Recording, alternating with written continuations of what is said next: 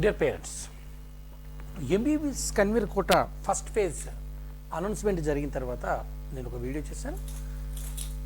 ఆ వీడియో చూసిన తర్వాత కొద్దిమంది ఇంకా కొంచెం విశ్లేషణ చేయమని అడగడం చేత ఈ వీడియో చేస్తున్నాం. డియర్ ఫ్రెండ్స్, మొదటిగా చూసి నా ఛానల్ని ఎవరైతే వాచ్ చేస్తున్నారో తప్పకుండా సబ్స్క్రైబ్ చేయండి.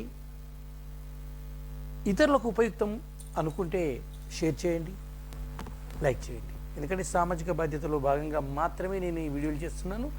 నేను మెంటర్గా ఎవరి దగ్గర ఫీజులు తీసుకోవడం లేదు, ఇది గుర్తుపెట్టుకోండి. చాలామంది మెంటర్లకు తో అటాచ్ అయి ఉన్న వాళ్ళు కూడా నన్ను ప్రశ్నలు అడగడం జరుగుతున్నది. నేను ప్రత్యక్షంగా వాళ్ళకి ఫోన్లో సమాచారాలు కూడా ఇవ్వడం జరుగుతున్నది.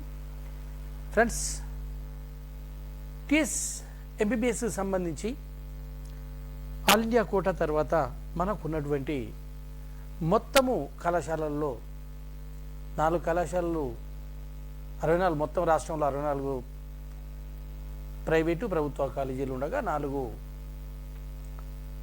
కాలేజీలు డీమ్డ్కు వెళ్ళగా మిగతా 60 కాలేజీలలో నడుస్తున్నాయి. అందులో 4 కాలేజీలు మైనారిటీకి, 6 కాలేజీలు అనుకుంటాను మైనారిటీకి వెళ్ళిపోతాయి.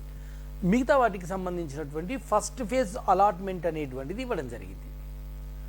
వీటిని పరిశీలించినట్టయితే మనం ప్రాథమికంగా అన్నిటిని చూస్తే ఓపెన్ కట్ ఆఫ్ వచ్చేసి 52,528 మార్క్స్ అండ్ ఎబోవ్ ఉన్న క్యాండిడేట్స్ మాత్రమే ఓపెన్ కేటగిరీలో సీట్ అలాట్మెంట్ అనేది జరిగింది. ఇక బీసీఏకి అయితే 430 మార్క్స్ ఉన్న వాళ్ళకి రావడం జరిగింది.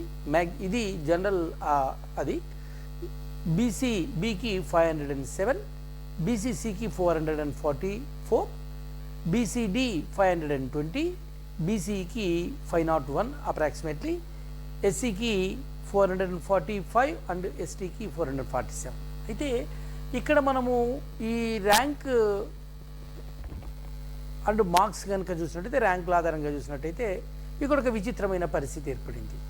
ఈ సంవత్సరము రాష్ట్రం చరిత్రలోనే నీట్లో ఎక్కువ ర్యాంక్ వచ్చిన విద్యార్థికి ఎంబీబీఎస్ కన్వీనర్ కోటాలో సీట్ లభించడం జరిగింది. సరే, మేనేజ్మెంట్ కోటా, ఎన్ఆర్ఐ కోటాలో మినిమం క్వాలిఫై అయిన వాళ్ళు కూడా కోట్లు పోసి కొనుక్కుంటారు. అలా కాకుండా కన్వీనర్ కోటాలో వచ్చినటువంటి వాళ్ళకి చూసినట్టయితే మనము నిజామాబాద్ సంబంధించినటువంటి మెడికల్ కాలేజీలో ఈ సీటు రావడం జరిగింది. అత్యధిక ర్యాంక్ ఏంటంటే 13,41,736, 13,441,736. ఇది ఫిజికల్ ఛాలెంజ్డ్ క్యాండిడేట్కి వచ్చినటువంటి సీటు. అంటే ఈ ర్యాంకుకి ఫిజికల్ ఛాలెంజ్డ్ వాళ్ళకి 13,41,736కి రావడం జరిగింది. పేరు వీరబోయిన రాజీవ్ కుమార్. సరే, మనం మిగతా వాటిని చూసినట్టయితే మొత్తము కన్వీనర్ కోటా కింద 4,760 సీట్లను ఇప్పుడు ఫిల్ చేయడం జరిగింది. 4,760 సీట్లు కేటాయించారు. Provisional allotment only. ఇవన్నీ కూడా కోర్టు ఆదేశాలను అనుసరించి మారవచ్చును. సుప్రీంకోర్టు రేపు దీనిపై మరొకసారి వినడానికి సిద్ధంగా ఉంది. ఎందుకంటే 133 మందితో పాటు ఇంకో కొంతమంది మళ్ళీ సుప్రీంకోర్టులో కేసు వేశారు. ఈ 133 మందికి సంబంధించి కౌన్సిలింగ్లో పాల్గొనవచ్చును అంటే వారికి ప్రత్యేకంగా చేయడం జరిగింది, ఆ లిస్ట్ ఇవ్వడం జరిగింది. అయితే ఇంకో కొంతమంది కూడా దీని మీద కోర్టుకు వెళ్ళారు. ఎందుకు వెళ్ళారు అంటే తెలంగాణ గవర్నమెంట్ సుప్రీంకోర్టులో అఫిడవిట్ రూపంలో కావచ్చు, లేకపోతే ఒక వర్డ్ ఇవ్వడం జరిగింది. ఈ సంవత్సరానికి మేము తెలంగాణ ఆంధ్రప్రదేశ్ సంబంధించిన కోటాని యథాతథంగా కొనసాగిస్తున్నాము, వారు కూడా పాల్గొనవచ్చును అన్నది.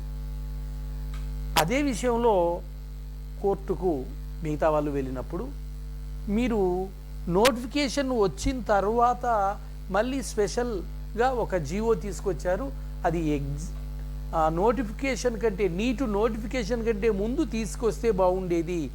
మీరే చెప్పారు ఈసారికి ఎగ్జామ్ చేస్తా అని, తప్పకుండా ఈసారి ఎగ్జామ్ చేస్తే బాగుంటుంది అని అనడం జరిగింది. అంటే ఇప్పుడు మళ్ళీ వాళ్ళు అప్లై చేసుకోమని కనుక అన్నట్టయితే ఒకవేళ మీరు కాలేజీలో చేరినా మీకు సీట్స్ని రీషఫల్ అయ్యే అవకాశం అయితే ఉంది. ఎందుకంటే కోర్టుకు వెళ్ళిన ఏ విద్యార్థికి కానీ కోర్టు అందరికీ సమన్యాయం పాటిస్తుంది, విద్యార్థుల విషయంలో ధర్మంగా వ్యవహరిస్తుంది కనుక వారి కెరియర్కు ఈ రూల్స్ అండ్ రెగ్యులేషన్స్ అడ్డంకి కాకూడదు అని సుప్రీంకోర్టు భావిస్తున్నది.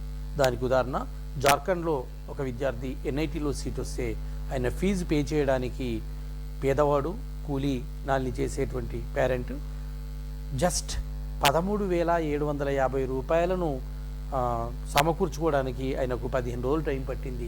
చివరి రోజు డబ్బులు వచ్చినప్పటికీ కూడా టెక్నికల్ ప్రాబ్లం చేత ఆయన వాటిని ఆన్లైన్ చేయలేకపోతే ఆయన సుప్రీంకోర్టుకు డైరెక్ట్ వెళ్ళడం జరిగింది. ఒక లాయర్ సుప్రీంకోర్టుకు కేసు వేశారు వితౌట్ ఫీజుతోని. సుప్రీంకోర్టు అతనికి సీట్ ఇవ్వమని ఆదేశించింది. టెక్నికల్ ప్రాబ్లంతో విద్యార్థి భవిష్యత్తు నాశనం కావద్దని. ఇక్కడ కూడా తెలంగాణ ఎంబీబీఎస్ సంబంధించి అక్టోబర్ 31 లోపు కౌన్సిలింగ్లు అన్నీ పూర్తవుతాయి. కానీ సుప్రీంకోర్టు తీర్పుకు అనుగుణంగానే మాత్రమే ఈ ప్రొవిజనల్ సీట్ అలాట్మెంట్లు అనేవి ఉంటాయి అనేది గ్రహించాలి. సరే, ఇందులోకి వచ్చేస్తే మనం చూసినట్టయితే ఈసారి బీసీఏ కేటగిరీకి 3,16,657కు సీట్ లభించింది. 3,16,657 ర్యాంక్ వచ్చిన అతనికి సీట్ రావడం జరిగింది. ఇది బీసీఏలో. ఇక మనం చూసినట్టయితే గత ఏడాది 1,31,000 ఎబోకి జనరల్ కేటగిరీలో సీట్ వస్తే ఈసారి 1,65,748కి సీట్ రావడం జరిగింది. ఇక బీసీబీ కేటగిరీకి సంబంధించి మ్యాక్సిమం లాస్ట్ టైం 1,40,438కు సీట్ వస్తే ఈసారి 1,94,374కి సీట్ రావడం జరిగింది. అదేవిధంగా బీసీడీ కేటగిరీకి సంబంధించి 1,35,000 ఎబోకి సీట్ వస్తే ఈసారి బీసీడీలో 1,80,000 పైగా వచ్చిన ర్యాంక్ హోల్డర్కి సీట్ రావడం జరిగింది. ఇకపోతే ప్రస్తుతము 2,03,000 ర్యాంక్ వచ్చినటువంటి బీసీలో 2,03,000 ర్యాంక్ వచ్చినటువంటి విద్యార్థికి సీట్ రావడం జరిగింది. ఇక ఎస్సీ కేటగిరీలో 2,90,000 వచ్చినటువంటి క్యాండిడేట్కి లాస్ట్ ర్యాంక్ సీట్ వచ్చింది. అదేవిధంగా 2,87,000 వచ్చినటువంటి హైయెస్ట్ ఉన్నటువంటి ఎస్సీ తర్వాత ఎస్టీ సీటు కేటాయించడం జరిగింది. ఇకపోతే మనం ఇప్పుడు చెప్పుకున్నట్టుగా 13,41,736 ర్యాంక్ వచ్చినటువంటి ఫిజికల్ క్యాబ్ అంటే నిజామాబాద్ మెడికల్ కాలేజీలో అతనికి సీట్ రావడం జరిగింది. ఇప్పుడు పేరు కూడా చెప్పడం జరిగింది నేను. సరే, అయితే జాతీయ స్థాయిలో 8 లక్షల నుండి 9 లక్షల వరకు ర్యాంక్ వచ్చిన వారికి కూడా మన దగ్గర ప్రైవేట్ కాలేజీలో బీ కేటగిరీలో ఎంబీబీఎస్ సీట్లు వస్తున్నవి. ఇకపోతే ప్రస్తుతము జాతీయ స్థాయిలో మనం ఇచ్చినటువంటి 15% సీట్లను ఎవరైనా చేరకపోతే అవి మన రాష్ట్రానికే సెకండ్ ఫేజ్ తర్వాత అప్పచెప్పడం జరుగుతుంది. ఆ సీట్లు కూడా ఇంకా వచ్చే అవకాశం ఉంది. అందుకని సెకండ్ ఫేజ్కి థర్డ్ ఫేజ్కి అవి అందుబాటులో ఉండే అవకాశం ఉంది. రాష్ట్రంలోని కాలేజీలలో 4 డీమ్డ్ యూనివర్సిటీకి వెళ్ళిపోవడం చేత 60 కాలేజీలకి ఇప్పుడు మనం నోటిఫికేషన్, అందులో మైనారిటీ కాలేజీలు ఉమెన్ కాలేజీలు వెళ్తే 54 కాలేజీలలో మనం అప్లై చేసుకోవడానికి అవకాశం ఉంది.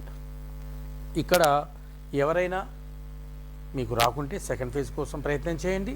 అదేవిధంగా 10% ఈడబ్ల్యూఎస్ అమలు చేస్తుంది కనుక మీకేమీ అది కాదు. డియర్ ఫ్రెండ్స్, ర్యాంకుల ఆధారంగా ఏ కాలేజీలో మీకు వచ్చాయో ఆల్రెడీ నేను వీడియో చేశాను. ఎవరు తొందరపడాల్సిన అవసరం లేదు. తప్పకుండా మీకు ఏదో ఒక కాలేజీలో సీట్ రావడానికి ఇప్పటి వరకైతే open 528, BCA 430, BCB 507, BCC 444, 444, BCD 520, BCE 501, SC 445, ST 447 వరకు రావడం జరిగింది. ఈ మార్కులకు పైగా ఉన్న వాళ్ళకు ఈ మార్కులు దాని అబోవ్ ఉన్న వరకు రావడం జరిగింది. అందుకని నిరాశ వద్దు మిత్రులారా. మీ పిల్లలకి MBBS seat second or third ఫేజ్లో కొద్దిమందికి రావచ్చు. కోర్టు తీర్పును అనుసరించే ఉంటుంది కనుక జాగ్రత్తగా ఉండండి. అన్నిటికీ అప్లై చేసుకోండి. All the best friends. నా ఛానల్ని మొదటిసారి చూస్తున్నవారు మరొకసారి మీకు చెప్తున్నాను, సబ్స్క్రైబ్ చేయండి. అదేవిధంగా నా ఛానల్ని ఇతరులకు షేర్ చేయండి. ఎందుకంటే నేను సామాజిక బాధ్యతలో భాగంగా మాత్రమే చేస్తున్నాను. మీరు కూడా సామాజిక సోషల్ రెస్పాన్సిబిలిటీ ఉన్నదనుకుంటే తప్పకుండా దీన్ని ఇతరులకు షేర్ చేయండి. చూసిన తర్వాత లైక్ చేయడం మాత్రం మర్చిపోకండి. All the best friends. All the best.